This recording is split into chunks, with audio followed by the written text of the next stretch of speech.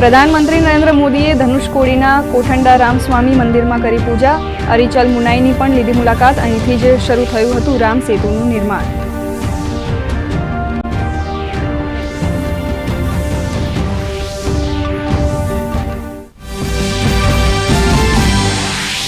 અયોધ્યામાં રામલલ્લા પ્રાણ પ્રતિષ્ઠા સમારોહની તૈયારીઓ અંતિમ તબક્કામાં. કાશીના ડોમ રાજા સહિત 15 લોકો પ્રાણ પ્રતિષ્ઠા અનુષ્ઠાનના બનશે યજમાન. કાલે યોજાનારા ભવ્ય સમારોહના સાક્ષી બનવા દેશ વિદેશથી આમંત્રિત મહેમાનો પહોંચી રહ્યા છે અયોધ્યા.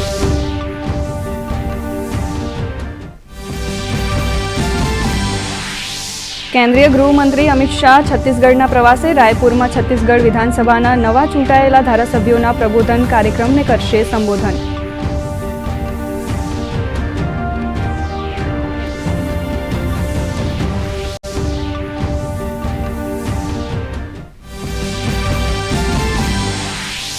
રાજકોટ ખોડલધામ મંદિર ટ્રસ્ટ દ્વારા તૈયાર કરાયેલ કેન્સર હોસ્પિટલના ભૂમિપૂજન પ્રસંગે પીએમ મોદીએ જાહેર કર્યો વિડીયો સંદેશ. કહ્યું, ગુજરાતે સ્વાસ્થ્ય ક્ષેત્રે કરી અભૂતપૂર્વ પ્રગતિ. આ કેન્સર હોસ્પિટલથી સૌરાષ્ટ્રવાસીઓને થશે લાભ. પીએમએ યુવાઓને નશાથી દૂર રહેવા કર્યું આહ્વાન.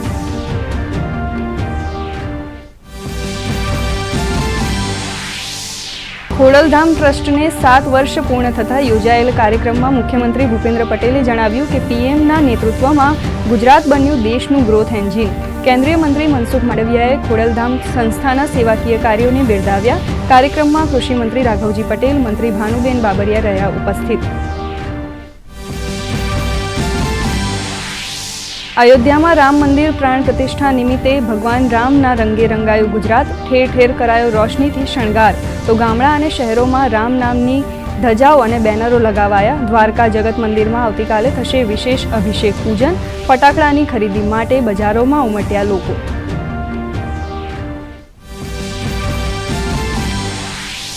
જીપીએસસી દ્વારા યોજાઈ આદિવાસી વિકાસ અધિકારી વર્ગ 2ની પરીક્ષા. રાજ્યના 21 જિલ્લાના 653 કેન્દ્રો પર 35% ઉમેદવારોએ આપી પરીક્ષા. કુલ 26 જગ્યાઓ માટે 1,62,000થી વધુ ઉમેદવારોએ ભર્યા હતા ફોર્મ.